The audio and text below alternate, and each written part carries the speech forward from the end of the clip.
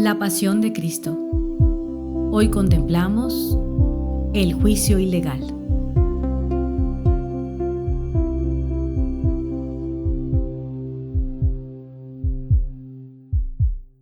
Dueños por fin de Jesús, los fariseos pudieron satisfacer el implacable odio que le habían profesado desde tan largo tiempo. Para humillar a aquel profeta, al falso Mesías, quisieron que se les tratara como a un criminal vulgar. Por órdenes suyas, los soldados de su guardia le ataron los brazos sobre el pecho. Luego, por medio de cuerdas unidas a una cadena que le circundaba el cuerpo, los criados le hicieron marchar delante de ellos como si fuera un ladrón o un asesino. Desde Getsemaní, el cortejo se puso en marcha hacia el monte Sión, donde se encontraba el palacio de los pontífices. Allí era donde Jesús debía ser juzgado. Al atravesar el puente del Cedrón, los verdugos, a instigación de los fariseos, precipitaron a la inocente víctima al cauce del torrente. No teniendo más vestiduras que su túnica y su manto, Jesús cayó penosamente sobre las piedras que formaban el fondo del fangoso canal, lo que dio lugar a renovar los sarcasmos e insultos. Qué alegre espectáculo para aquellos magistrados el ver sumergido en el lodo, en el fondo de una cloaca, al que realizaba los milagros, que sacaba a los muertos de la tumba. Ignoraban esos doctores y sacerdotes que en aquel momento mismo se verificaban en Jesús las palabras proféticas: beberá en el camino el agua del torrente, y por esto levantará la cabeza. Hoy todavía, cerca del puente del Cedrón, se ve una piedra de grandes dimensiones sobre la cual cayó nuestro Señor, dejando impresas en ella sus rodillas, pies y manos. La Iglesia ha concedido indulgencias a los peregrinos que se arrodillan sobre la piedra del Cedrón, convertida por esta causa en una de las estaciones de la Vía del Cautiverio. Se llama así al camino que siguió Jesús desde el huerto de Getsemaní hasta el palacio de Pilatos. Después de esta caída, el prisionero, arrastrado por los soldados, avanzó con trabajo hacia el palacio del sumo sacerdote. Los habitantes de Jerusalén no tenían el menor conocimiento del crimen que sus jefes acababan de cometer, a pesar de que alguna agitación reinaba ya en la adormecida ciudad. Decididos a concluir su obra en esa misma noche, los jefes del Sanedrín habían prevenido a sus colegas para que se reunieran en el palacio de Caifás. Por todas partes corrían los emisarios en busca de falsos testigos a fin de ocultar la infamia con la apariencia de legalidad. En fin, como era necesario dar al juicio cierta publicidad, los fariseos más opuestos al profeta y a sus doctrinas se dirigieron al tribunal para asistir al interrogatorio y aclamar a los jueces. Por lo demás, el populacho, siempre dispuesto a vociferar contra el inocente a la menor señal de los agitadores, se ponía ya en movimiento.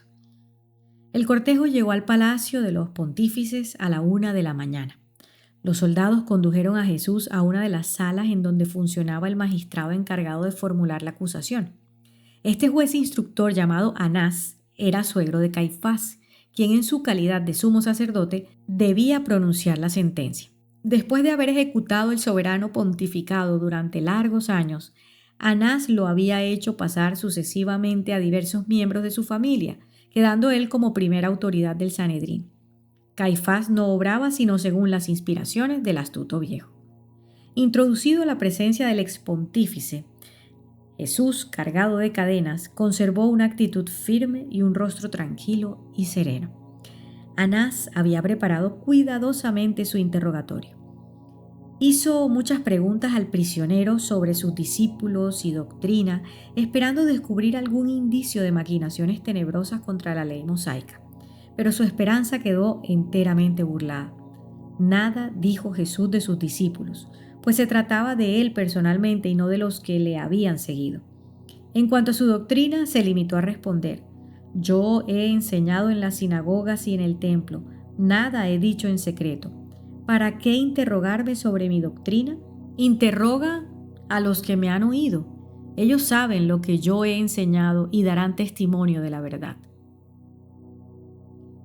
Nada más sabio que esta respuesta, que desconcertó por completo al anciano pontífice. Uno de sus criados vino en su auxilio y, acercándose a Jesús, le dio un fuerte bofetón en el rostro. ¿Así es como se habla al pontífice?, le dice enfurecido.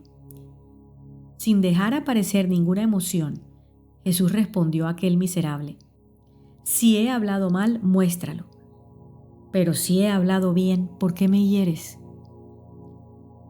El criado indigno guardó silencio, lo mismo que su amo. Confundido y consternado, Anás levantó súbitamente la sesión para no exponerse a nuevas humillaciones y ordenó a los soldados conducir al prisionero al tribunal de Caifás, donde los miembros del Sanedrín se hallaban reunidos. Esta asamblea, compuesta de fariseos y saduceos enemigos declarados de Jesús, de pontífices envidiosos de su gloria, de escribas a quienes había confundido tantas veces delante del pueblo, no pensaban ciertamente pronunciar un fallo de justicia, sino ejecutar un proyecto de venganza. Basta recordar que 3 veces ya, en intrigantes secretos, estos mismos jueces habían condenado a Jesús, excomulgado a sus partidarios y finalmente decretado su muerte.